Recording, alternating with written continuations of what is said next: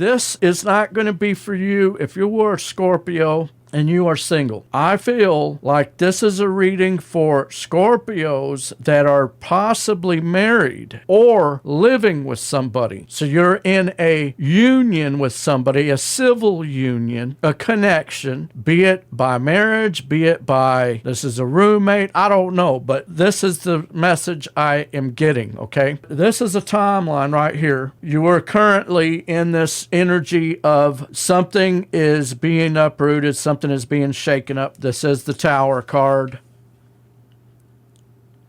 There is somebody being evicted from this home, from this castle, from this stronghold, okay? And the message that I get is that this is either happening for you in your timeline, in your storyline right now, or it is about to happen, or it is happening underneath everything. Everything is falling apart, okay? So then I looked at your potential challenge, and your potential challenge is the Two of Wands. That is making a decision about something. There seems to be there's something that you're not understanding. There's something that you're torn about, and you have not been able to make this decision. Underneath in the subconscious, the home, Four of Wands. Something with your home life. Okay, so then when I looked at the recent past, by the way, underneath the whole deck was the Seven of Cups. This for me, and this position represents fantasy. That is underneath the whole reading, okay? In the recent past, there was a Queen of Swords. And this Queen of Swords is somebody that cuts somebody out, that either you cut somebody out or somebody cut you out, Scorp.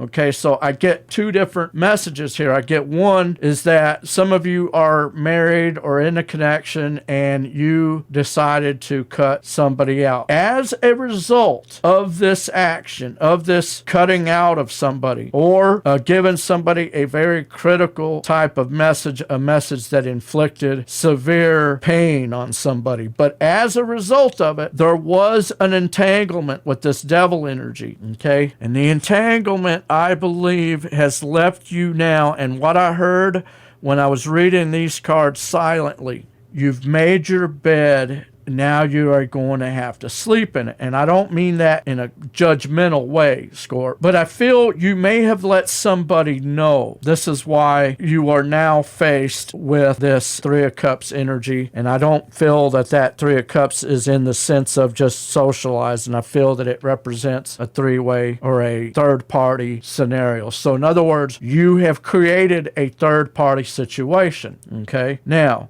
what must you do to succeed? You must, Knight of Wands, you must bring forth a passionate energy towards somebody. You must plead your case with passion with somebody. You must bring forth the passion that is within you energetically somehow. Don't know what that's about. I'm just reading the cards. The Sun card is in the environment. It's the best card in tarot, right? It represents happiness, your total happiness. But I do feel that there is possibly to this fantasy that you have, your dreams coming true. Okay. So in your hopes and fears, the Two of Cups, a civil union, another connection. Now, I don't feel it's the same connection. I feel it's a different connection. And your overall projected outcome of what you are most likely going to do, Scorp, is Page of Cups. Send a message. And I feel like somebody is getting ready to leave somebody else. And I feel that it's this home situation. There's somebody you were living with, something like that, and you are about to say, hey, I have feelings for somebody else. Or maybe you haven't said that you have these feelings for this other person. You haven't told them. And the reason that you haven't told them is because you feel that it would be not right to get entangled with somebody else and create this third party. You want to avoid that altogether. And so that's admirable of you if that's your story. But for others of you, I do feel that you already did that, and it caused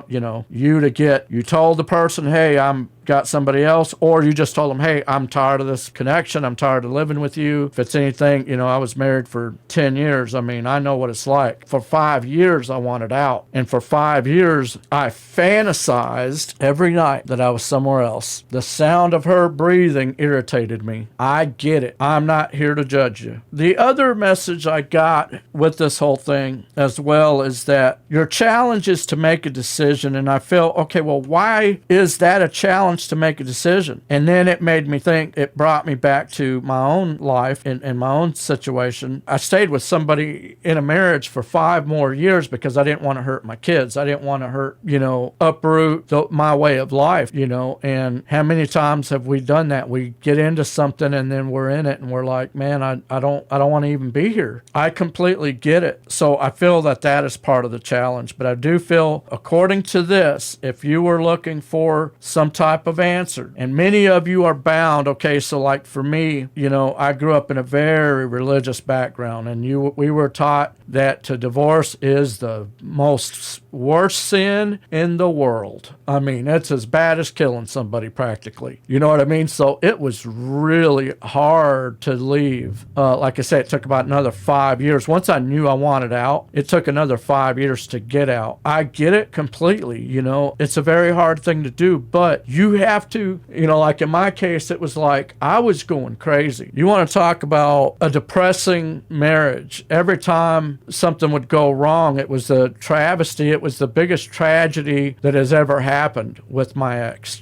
Say I woke up, and this happened once. I woke up 2 or 3 days straight with a headache, right? First thing out of her mouth, oh my God, I hope you don't have a brain tumor, or we're driving down the street and the motor makes a funny sound. Oh my God, I hope the motor's not going out. We'll be doomed. We'll be done. And I was living with a person that was so negative, and everything was such a fucking tragedy that it started to drive me crazy. And at some point, I had to make a decision, and I had to choose, okay, by staying in it, I was trying to not hurt my kids and so forth, but at the end of the day, I had to get out because my own sanity was at stake. And so I don't know who this message is for, but I can tell you one thing. You do not have to be abused by somebody mentally. They ridicule you. They tell you the minute that you try to do something good for yourself or for other people, who do you think you are? That's the kind of shit I lived through. The minute that you try to better yourself, they're trying to stop you from doing it. Maybe you want to go back to school. Maybe you want to, whatever it is you're trying to do. That is not for you, and you do not have to live in that. And it's between you and God if you have to divorce this person, if that's what it is. That's not anybody else's place to judge, because I can tell you right now that I am paying in my life for my sins. It feels like forever, the mistakes that you make in your life, you pay for them for the rest of your life, because your kids are going to remind you constantly how you failed. Your friends are going to tell you how you couldn't make it through a marriage, how come you can't keep a marriage together. Your people that are supposed to support you are telling you to try to work it out and all these kind of things. And your heart says, I don't want to be here anymore. And I can completely relate to that.